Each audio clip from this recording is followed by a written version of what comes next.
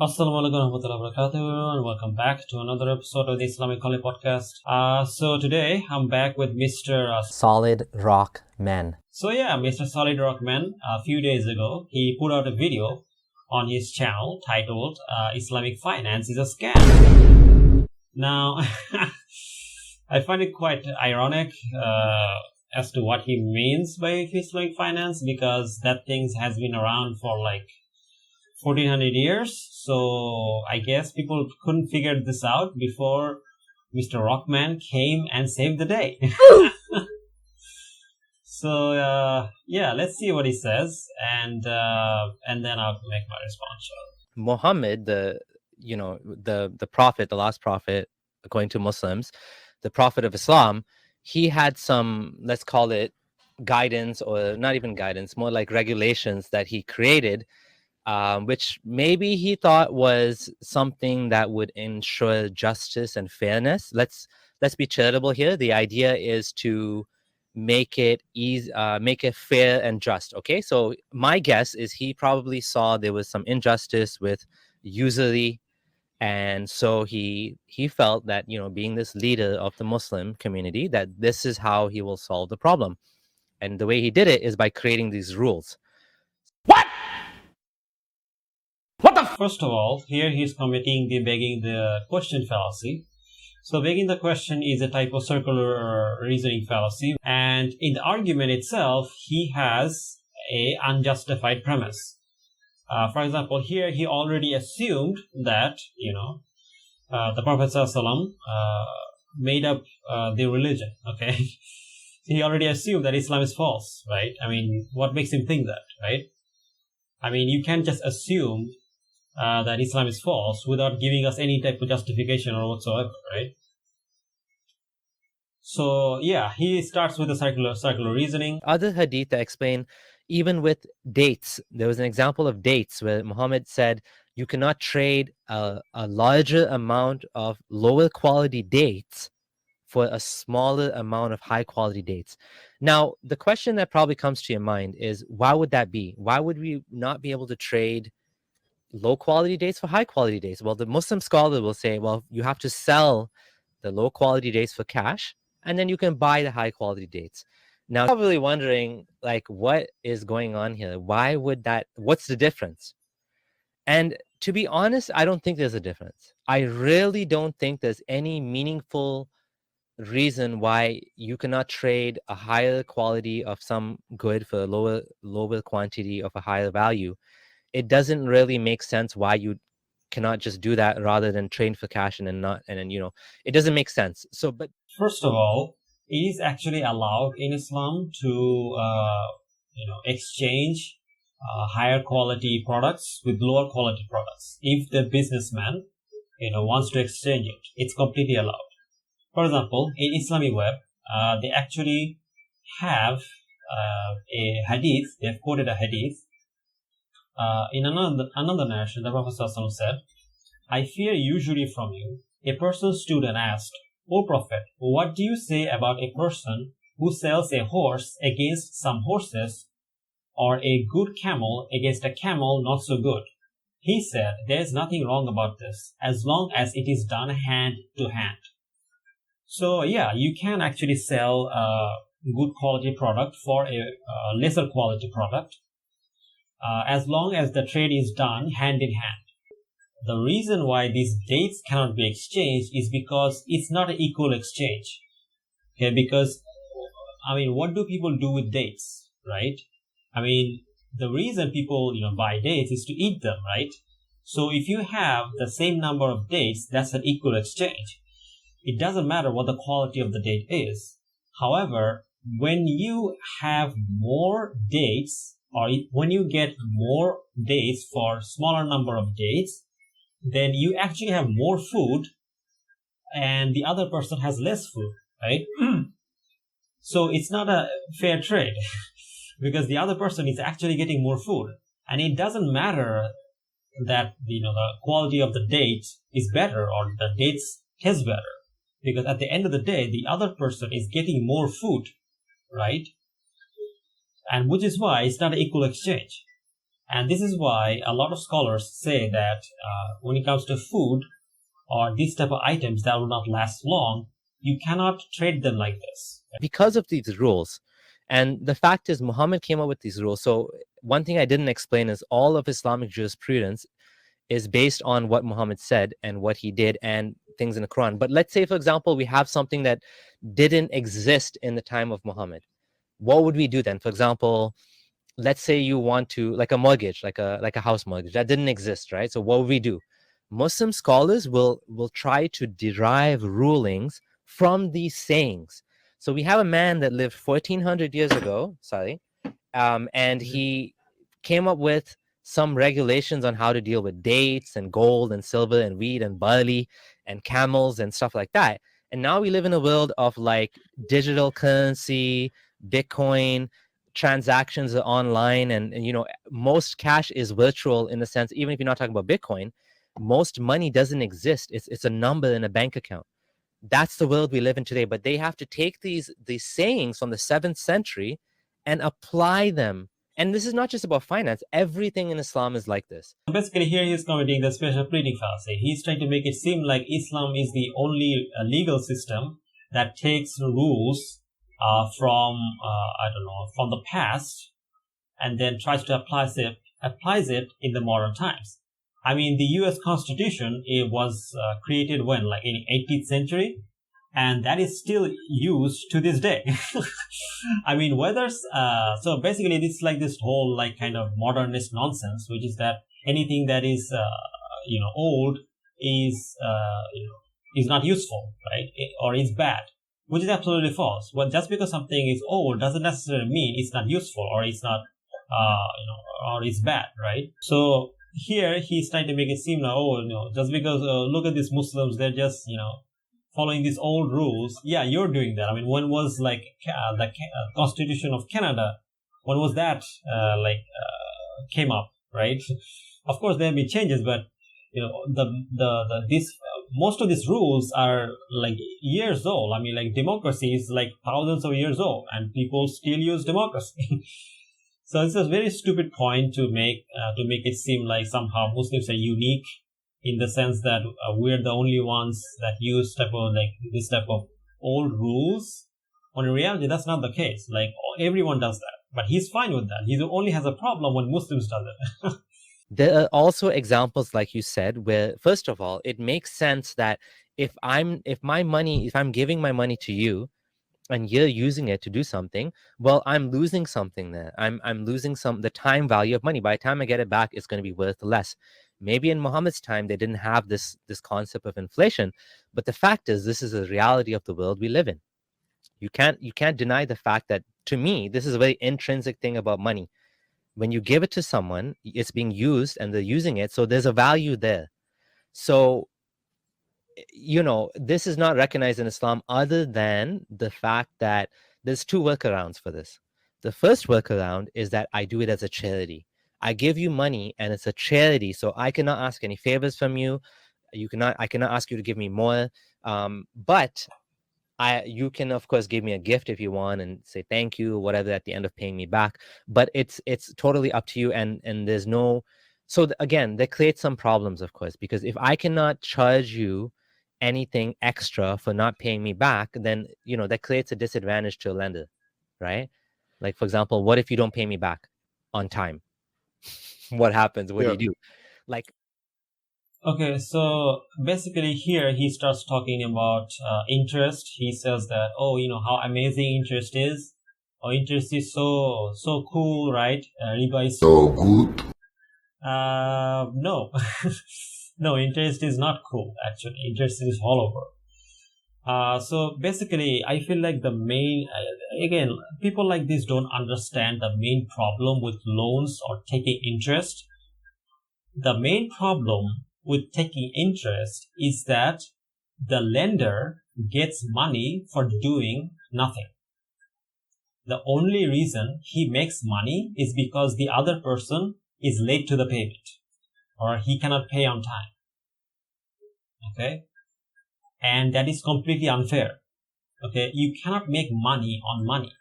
Like, for example, if I give $100 to my friend or lend $100 to my friend, that is completely fine. There's nothing wrong with that. However, why is it then when he gives me back the money, he has to pay me extra? Because what exactly did I do to earn that extra money? Nothing. I'm just getting that money for free.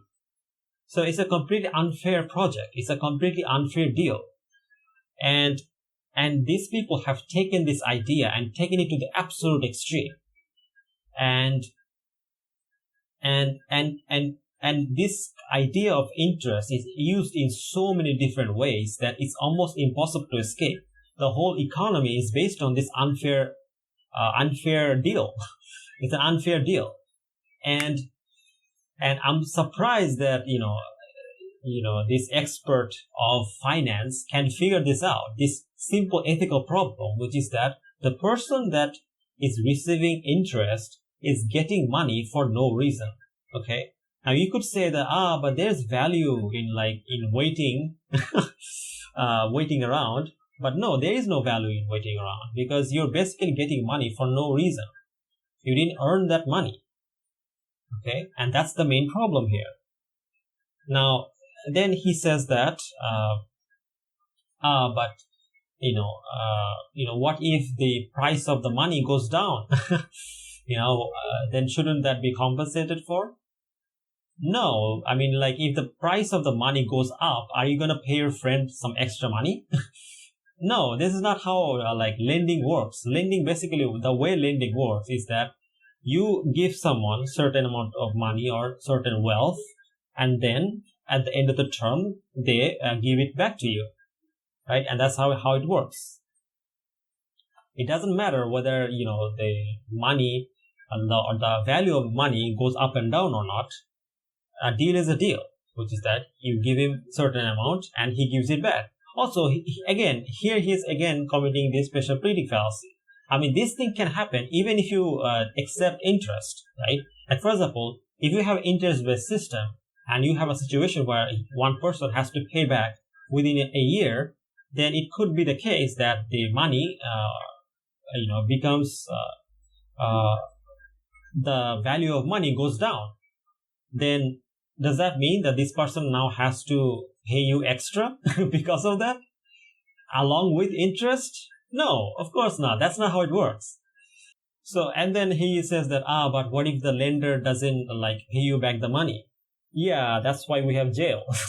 In Islamic law, if someone refuses to pay back their debt, then they're punished. They're actually taken to jail.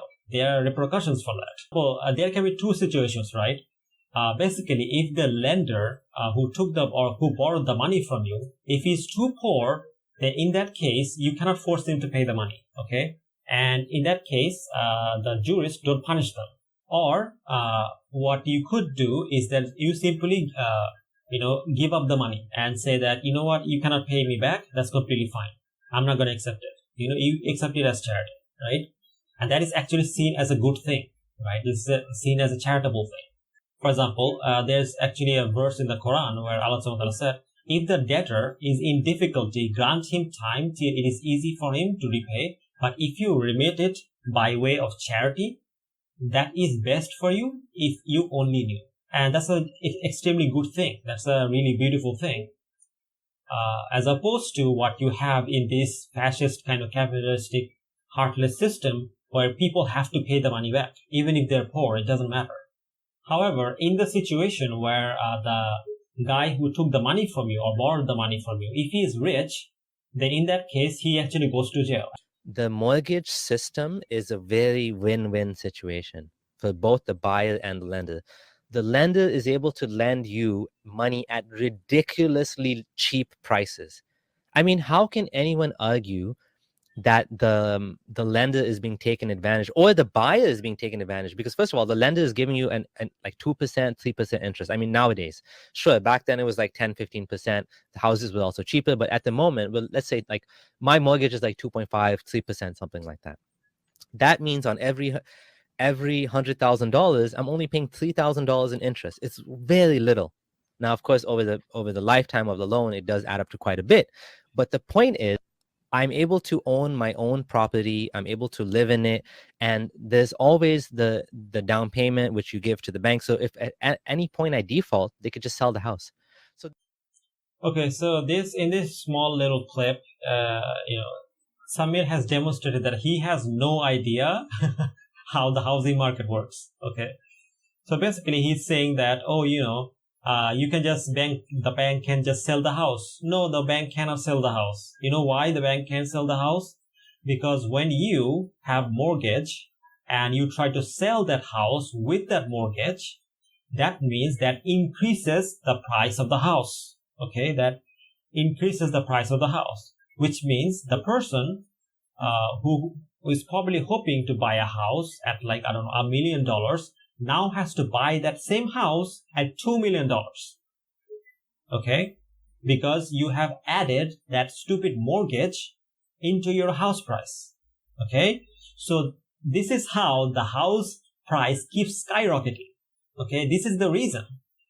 This is the reason why the house prices, no one can afford houses, especially in countries like America or Canada. As a matter of fact, this has gotten so bad. There's actually an article here that I think you guys should check it out. The article's title says the following: the sky-high pandemic housing market finds gravity does exist. Mortgage costs have jumped as the Federal Reserve have raised rates, which higher rates come fewer offers.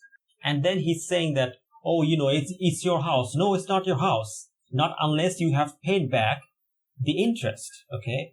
And on top of that, obviously I already mentioned that the whole reason why this is wrong is because the person who is receiving the interest is getting money for no reason.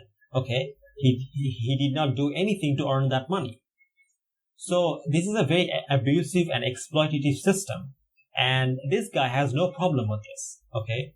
And just to illustrate how bad interest and loans can be, so you guys may not know this, but I had a very close family member who was into stock markets, right?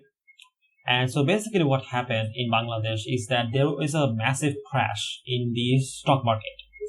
And this very close family member of mine, he took a lot of loan from the bank in order to buy stocks, right? Because stock prices was going up, he thought this was a good way to earn money, right?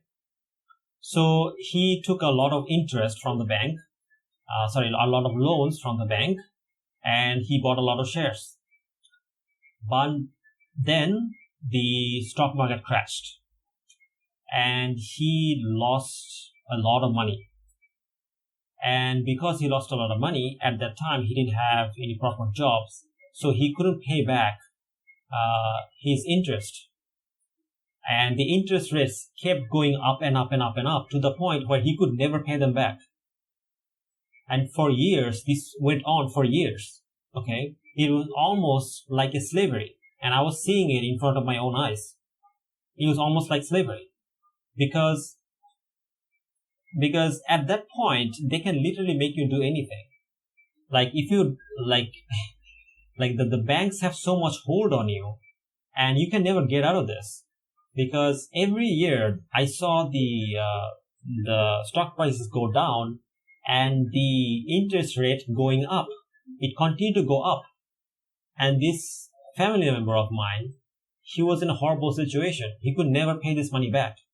He was being exploited. This is a type of exploitation.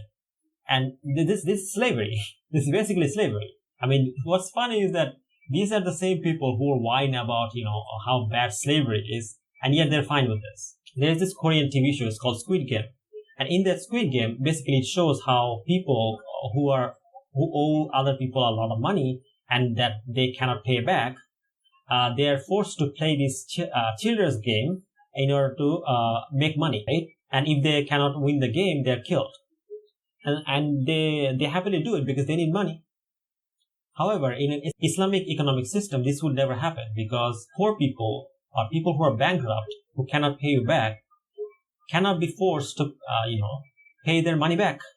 Okay, they cannot be forced. Of course, as a matter of fact, what Islam recommends is that you actually give those money to those people as an act of charity. Okay, as a matter of fact, this is recommended. So if you had a system, a society where people gave money, but when they cannot pay back, they simply, as an act of generosity, they gave up those money because they fear God. That is a much better society than the society that we live in, where these poor people have to go through, depression, anxiety, and all this kind of exploitation. So yeah, basically he's saying that, there's collateral, right? Basically you don't lose money. The poor lenders, they don't lose money, because they can take the house, right? Even though they lended the house in the first place, right? And they're going to take it back because they're not getting the extra money that they didn't earn. Just think about it for a second. So the bank basically gives you money, and then you pay back that money, but now you have to pay them extra. And when they don't get that extra money, they're going to take your house. Like, on what planet is this fair? On what planet is this not exploitative? It's not abusive. Like, it doesn't make any sense to me. And these people think that this is completely fine. To take people's house away from them or to like exploit them like this, especially poor people, is extremely wrong. And anyone who says that this is right, you have no idea, because you have not seen how people suffer under the boots of banks and interest. Okay, I have seen people in my, like for example, I have family members who are still in debt, even though they have paid back most of their original money. Okay, that's how bad it is here.